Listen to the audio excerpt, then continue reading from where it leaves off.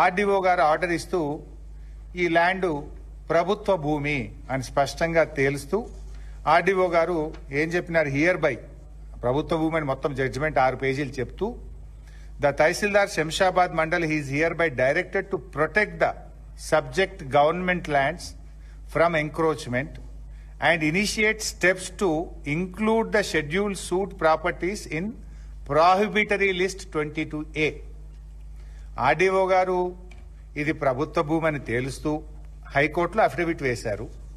వేస్తూ తహసీల్దార్ శంషాబాద్కి ఏం చెప్పినారు, ఈ ప్రభుత్వ భూమిని కాపాడు, ఎంక్రోచర్స్ నుంచి ఈ భూమిని కాపాడే బాధ్యత తీసుకో అని చెప్పి డైరెక్షన్ ఇచ్చినారు. నంబర్ 1.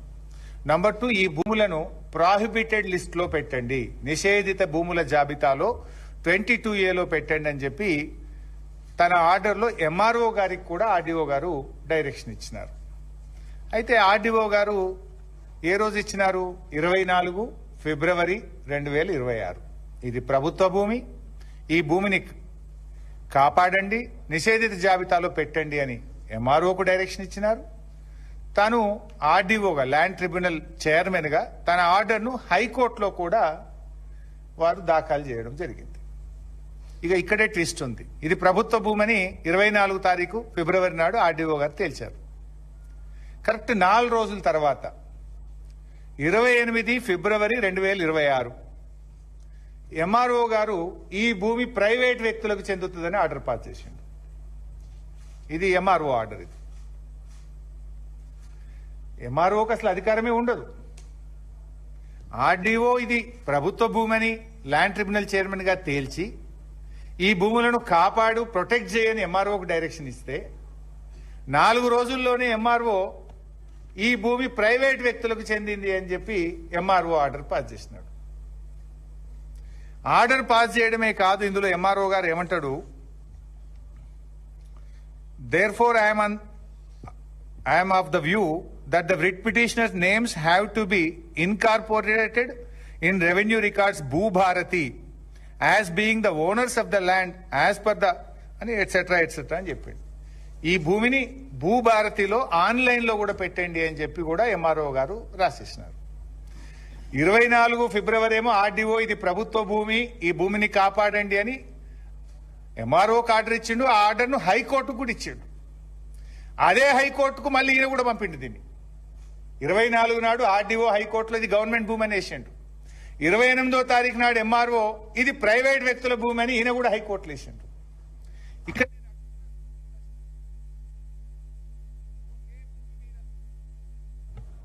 నేను అడుగుతున్న సూటి ప్రశ్నలు, ఒకే భూమి మీద 4 రోజుల వ్యవధిలో ఆర్డీఓ గవర్నమెంట్ భూమి అంటాడు, ఎంఆర్ఓ ప్రైవేట్ భూమి అంటాడు. ఈ భూమి విలువ 1000 కోట్ల రూపాయలు. రెండవ ప్రశ్న, మరి ఆర్డీఓ గారు ఇది ప్రభుత్వ భూమి అని హైకోర్టులో వేస్తే ఆర్డీఓ డైరెక్ట్ అయితే పోడు కదా. అక్కడ ఎవరు ఉంటారు, జీపీ రెవెన్యూ ఉంటాడు, గవర్నమెంట్ ప్లీడర్ ఉంటాడు. ఏ కాగితమైన జీపీ రెవెన్యూకి ఇస్తే జీపీ రెవెన్యూ కోర్టులో ఫైల్ చేస్తారు. మరి 4 రోజుల్లో మళ్ళీ ఎంఆర్ఓ ఇది ప్రైవేట్ భూమి అంటే అదే జీపీ రెవెన్యూ దీన్ని కూడా హైకోర్టుకి ఎట్లా ఫైల్ చేస్తాడు? ఒకే కేసులో ప్రభుత్వం 2 భిన్న వాదనలు 4 రోజుల వ్యవధిలో ఇవ్వచ్చునా? ఒకవేళ ఇవ్వడమే తప్పు, ఇచ్చిన దాన్ని జీపీ రెవెన్యూ గారు జడ్జి గారి ముందు 4 రోజుల వ్యవధిలో ఇది ఇవ్వచ్చునా? నంబర్ 2. నంబర్ 3, నార్మల్గా ఎనీ హైకోర్టు ఆర్డర్ కలెక్టర్ దగ్గరికి వస్తుంది. ఏ ఆర్డర్ ఎంఆర్ఓ గారు రాసినా ఆర్డీఓ గారు రాసినా that will go with collectors approval. Without collector approval పోదు. కలెక్టర్ అప్రూవల్ లేకుండానే ఆర్డీఓ ఫైల్ చేసిండా? కలెక్టర్ అప్రూవల్ లేకుండానే ఎంఆర్ఓ అదే కేసులో ఈయన ఎట్లా ఫైల్ చేస్తాడు? ఒకే కేసులో ఒకే హైకోర్టులో ఒకే జడ్జి గారి దగ్గర 4 రోజుల వ్యవధిలో ఒక ఆయన గవర్నమెంట్ ల్యాండ్ అంటాడు, ఇంకొక ఆయన ప్రైవేట్ ల్యాండ్ అంటాడు. ఇందులో ఇది ఆర్డీఓ ఆర్డర్, ఇది MRO order. Just with in 4 days. ఇక్కడ నేను అడుగుతున్న కలెక్టర్కు, మరి నువ్వు ఆర్డీఓ ఫైల్ చేసేటప్పుడు కలెక్టర్ చూపిస్తాడు కదా. మరి గవర్నమెంట్ ల్యాండ్ అన్న తర్వాత మళ్ళా ఎంఆర్ఓ ఎట్లా ఫైల్ చేసిండ్రు? ఫైల్ చేస్తే మరి అది కలెక్టర్ గారు ఎట్లా అప్రూవ్ చేసిండ్రు? కలెక్టర్ అప్రూవ్ చేయడం ఒక తప్పు అయితే జీపీ రెవెన్యూ ప్రభుత్వ ప్లీడర్ దీన్ని ఏ రకంగా హైకోర్టులో ఫైల్ చేస్తారు? అడ్వకేట్ జనరల్ ఏ రకంగా దీన్ని అలో చేస్తారు? ఇది సెకండ్ క్వశ్చన్. అయితే ఇక్కడ ఇష్యూ ఏంది? కొన్ని ప్రముఖ దినపత్రికల్లో వార్తలు వచ్చినాయి, విషయాలు బయటకు వచ్చినాయి. విషయాలు బయటకు రాగానే ఒక 1000 కోట్ల రూపాయల స్కామ్ జరిగితే ఏం చేస్తాం? జనరల్గా అధికారులను సస్పెండ్ చేస్తాం, ఎంక్వైరీ ఆర్డర్ చేస్తాం. కానీ ఈ విషయంలో ఏం చేసింది? సింపుల్గా MRO transfer to collectorate, just transfer. ఒక చిన్న తప్పు చేస్తేనే ఈ కాలంలో సస్పెండ్ చేస్తున్నారు, జైల్లో పెడుతున్నారు, ఏసీబీ కేసులు పెడుతున్నారు. ఈ ఎంఆర్ఓ గారి మీద ఏసీబీ రైడ్ అయింది, ఆఫీస్కు ఏసీబీ అధికారులు పోయినరు. కానీ విషయం తెలిసిన ప్రభుత్వ పెద్దలు వెంటనే ఏం చేసిండ్రో కానీ చుప్ చాప్ ఏసీబీ వాపస్ వచ్చింది. ఏసీబీ వాపస్ వచ్చింది, యాక్షన్ తీసుకోలే. ఏసీబీ అధికారులు వాపస్ వచ్చిండ్రు, ఒక చిన్న ట్రాన్స్ఫర్తో సరిపెట్టేసిండ్రు. అంటే దీని వెనుక ఎవరు ఉన్నారు? ముఖ్యమంత్రికి అత్యంత సన్నిహితుడిగా ఉన్న వ్యక్తి దీని వెనుక ఉన్నాడు కనుకనే ఏసీబీ తీసుకోకుండా వెనక్కి వచ్చింది.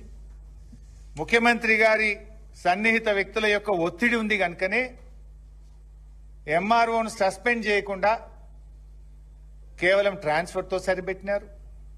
దీని వెనుక ప్రభుత్వ పెద్దలు, అత్యంత కీలక వ్యక్తులు ఉన్నారు కనుకనే లోతైన విచారణ జరగలేదు. ఇప్పుడు ఎంఆర్ఓ ఫైల్ చేస్తే అది కలెక్టర్కి తెలిసి జరిగిందా, ప్రభుత్వ పెద్దలకు తెలిసి జరిగిందా?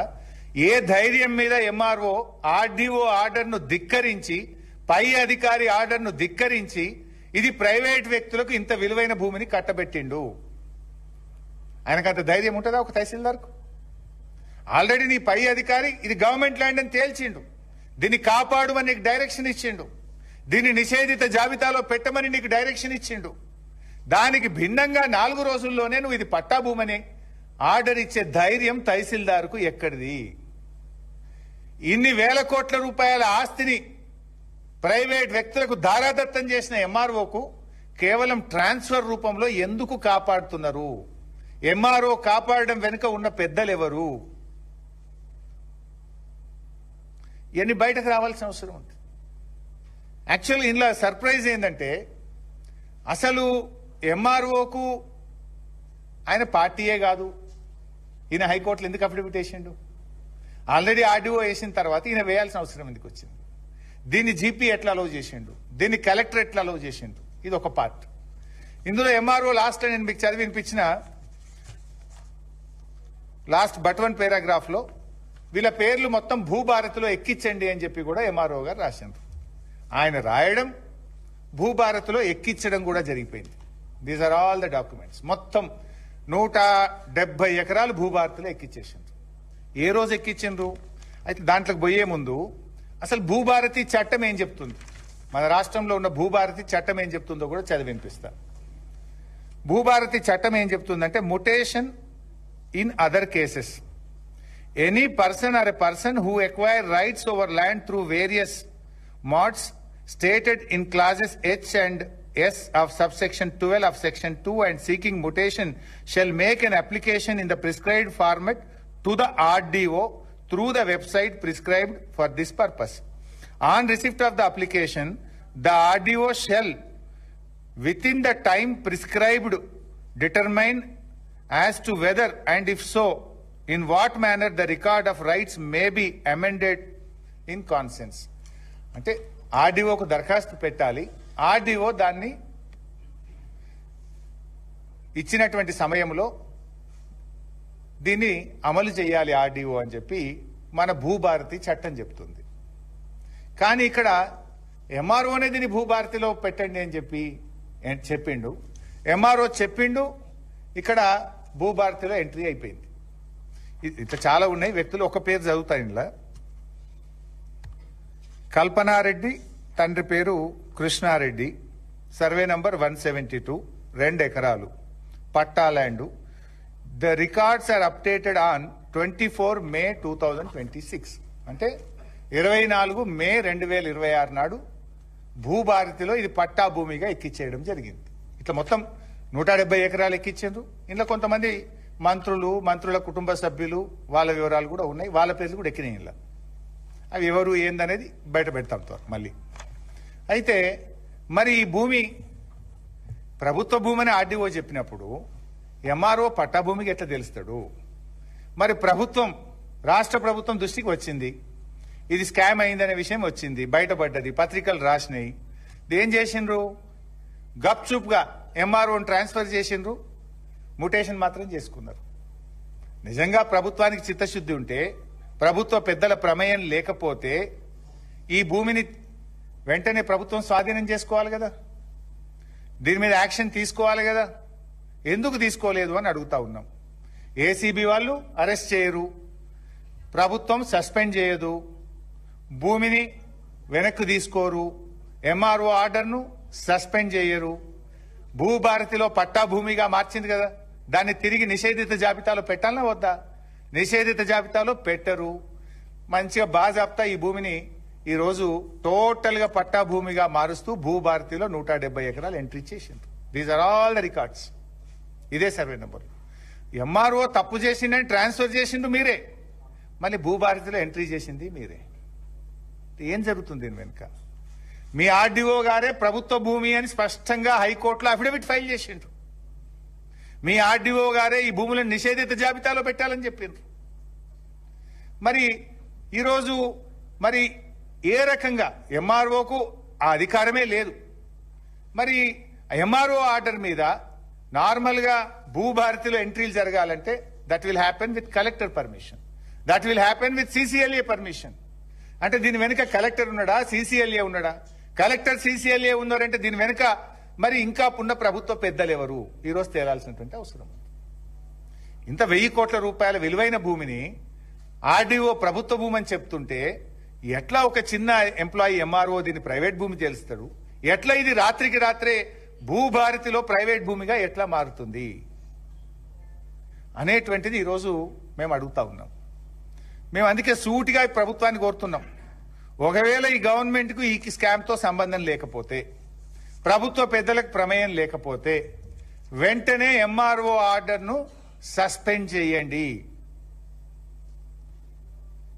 ఆ తప్పుడు ఆర్డర్ ఇచ్చిన ఎంఆర్ఓను సర్వీస్ నుంచి డిస్మిస్ చేయండి. హైకోర్టు ఆర్డర్ మీద అప్పీల్కు వెళ్ళండి. భూభారతిలో పట్టాభూమిగా దీన్ని మార్చినారు గనక దాన్ని తిరిగి వెంటనే నిషేధిత జాబితాలో పెట్టండి. మీరు మాటికి చీటికి ప్రతిపక్షాల మీద మేమేదైనా మాట్లాడంగానే సిఐడి ఎంక్వైరీ, విజిలెన్స్ ఎంక్వైరీ, కమిషన్లు, సరే వేసుకోండి, మేమేమీ దానికి భయపడేది లేదు. కానీ దీని మీద ఎందుకు ఒక సిట్ అయ్యావు? దీని వెనుక ఉన్న ప్రభుత్వ పెద్దలు ఎవరు? దీని ఎందుకు ఇంత పెద్ద ధైర్యం ఆ తహసీల్దార్ చేసి ఇన్ని 100,000 కోట్ల భూమిని ఏ రకంగా ఆర్డీఓ ఆర్డర్లను ధిక్కరించి పట్టాభూమిగా మార్చిండో వెలికి తీయాలంటే ఓ సిట్ అయ్యి దీని మీద సిఐడి ఎంక్వైరీ అయ్యి ఈ విషయాలన్నీ బయటకు తీసి ఈ భూమిని కాపాడండి. ఏ ధైర్యం మీద చేసిండు? దీని మీద ఓన్లీ ఎంఆర్ఓ ట్రాన్స్ఫర్ తో సరిపెట్టినారే. దీని వెనుక కలెక్టర్ గారు ఉన్నారా, సిసిఎల్ఏ ఉన్నారా? ఉన్నతాధికారుల ప్రమేయం లేకుండా, ఉన్నతాధికారుల డైరెక్షన్ లేకుండా ఎంఆర్ఓ ఈ రకంగా ఇంత విలువైనటువంటి శంషాబాద్ లో ఇంత విలువైన భూమిని 170 ఎకరాల భూమిని ప్రైవేట్ వ్యక్తులకు ధారాదత్తం చేసే ధైర్యం ఒక తహసీల్దార్కు ఉంటుందా అని మేము అడుగుతా ఉన్నాం. మీది నిజమైన ప్రజాపాలన అయితే, మీ మాటల్లో నిజాయితీ ఉంటే, మీకు దీంట్లో భాగస్వామ్యం లేకపోతే, మీరు తప్పు చేయకపోతే, దీని వెనుక ప్రభుత్వ పెద్దల ప్రమేయం లేకపోతే వెంటనే ఈ భూములను నిషేధిత జాబితాలో పెట్టండి. తహసీల్దార్ ఆర్డర్ను సస్పెండ్ చేయండి, తహసీల్దార్ను డిస్మిస్ చేయండి, లోతైన విచారణ జరిపి దీని వెనుక ఉన్న పెద్దలను బొక్కలను నెట్టండి అని చెప్పి డిమాండ్ చేస్తున్నాం. Thank you.